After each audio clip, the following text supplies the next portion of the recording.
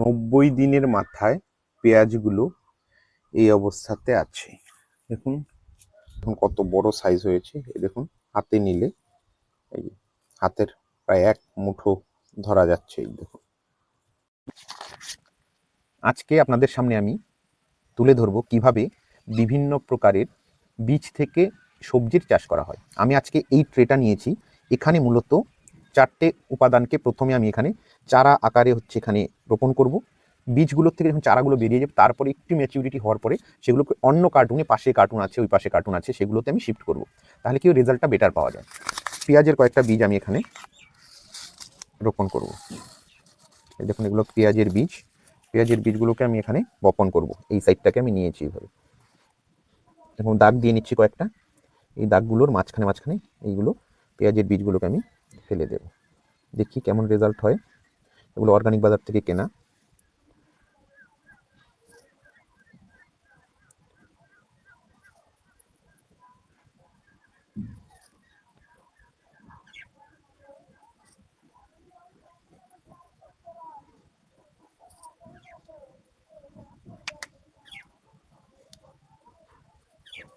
আচ্ছা, এবার এটাকে কি করতে হবে, এই বীজগুলোকে আমি হালকা একদম নরম প্রকৃতির একদম যে ডাস্ট মাটি আছে সেটা দিয়ে আমি এভাবে এটাকে ঢেকে দেব। এগুলোকে এরকম করে জল স্প্রে করে ভিজিয়ে দিতে হবে। সেটা আপনি স্প্রের সাহায্যেও দিতে পারেন, হাত দিয়ে দিতে পারেন, বা প্লাস্টিকের মধ্যে জল নিয়ে ফুটো করেও দিতে পারেন। সেটা আপনার যেভাবে সুবিধা হয় সেভাবেই দিতে হবে। 15 দিন পরে বিট, গাজর এবং পেঁয়াজের যে বীজগুলো এখানে ছড়িয়েছিলাম সবগুলো থেকে কিন্তু এখানে চারা কিন্তু ভালোভাবেই নিয়েছি। দেখুন এই পাশের এগুলো হচ্ছে বিট, মাঝখানের এগুলো হচ্ছে পেঁয়াজের চারা,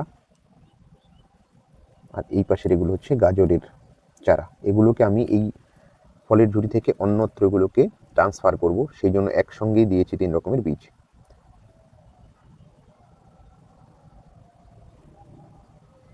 পঁচিশ দিনের মাথায় বিট, পেঁয়াজ ও গাজরের গাছগুলো এই অবস্থায় দাঁড়িয়েছে, অর্থাৎ বীজগুলো থেকে প্রায় 100% জার্মিনেশন হয়েছে। এখন এগুলোকে এখান থেকে অন্যত্র প্রতিস্থাপন করে দেব আমি।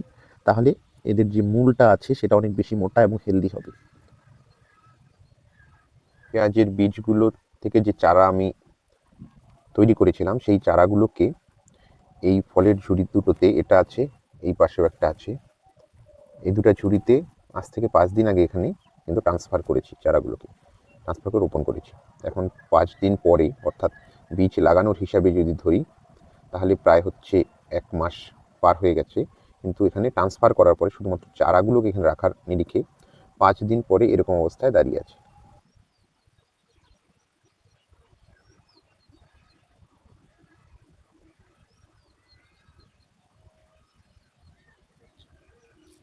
ষাট দিনের মাথায় যে পেঁয়াজের গাছগুলো ছিল সেগুলোকে এই অবস্থায় দেখতে পাচ্ছি আমরা। দেখুন আমি যেখানে একসঙ্গে লাগিয়েছিলাম পেঁয়াজের গাছগুলো, সেখান থেকে এটাকে সরিয়ে নিয়ে এই দুটো ফলের ঝুড়ির মধ্যে দেওয়া হয়েছে। এখানে দেখুন পেঁয়াজের গাছগুলো কিন্তু যথেষ্ট মোটা হয়েছে, কিন্তু একটু আগাছা জমেছে, সেটা পরিষ্কার করে দিতে হবে। এখন কতদিন আরো সময় নেয় এই পেঁয়াজের গাছগুলো পরিপূর্ণতা পেতে, তার জন্য আমাদের কিন্তু অপেক্ষা করতে হবে। আজ থেকে 70 দিন আগে, অর্থাৎ 70 ডেজ এগো, এই পেঁয়াজের বীজগুলোকে প্রথমে রোপণ করেছিলাম অন্য পাত্রে, সেখান থেকে পরে এখানে শিফট করা হয়েছিল। আজকে 70 থেকে 75 দিনের মাথায় দাঁড়িয়ে দেখুন এগুলো কি কন্ডিশনে রয়েছে। দেখুন এই যে সুন্দরভাবে পেঁয়াজের কিন্তু এখানে সেট আপ হয়েছে, পেঁয়াজ হচ্ছে। এই যে এখানে দেখুন, এখানেও কিন্তু পেঁয়াজ হওয়া শুরু হয়েছে, যে এখানে হয়েছে, এই পাশেও দেখবেন এখানটাতেও কিন্তু পেঁয়াজ কিন্তু এখানে হচ্ছে। এখানে প্রচুর আগাছা হয়েছিল, আগাছাগুলোকে আমি পরিষ্কার করে দিয়েছি।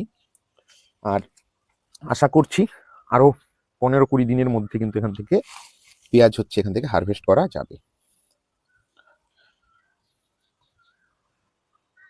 90 দিনের মাথায় পেঁয়াজগুলো এই অবস্থাতে আছে। দেখুন প্রায় হারভেস্ট করার উপযোগী হয়ে গেছে, অনেক বড় হয়েছে পেঁয়াজগুলো। এই পাশ থেকে তোলা হয়েছিল দুটো এর আগে। এই যেহেতু এই কার্টুনটা ছোট, এই কার্টুনটা ছোট হওয়াতে পেঁয়াজের সাইজগুলো কিন্তু এখানে ছোট হয়েছে। দেখুন এই কার্টুনের হাইটটা শর্ট, এই কার্টুনটা একটু বড় কার্টুন হওয়াতে মাটিটা বেশি থাকার জন্য এখানকার পেঁয়াজের সাইজগুলো কিন্তু অনেক বড় হয়েছে।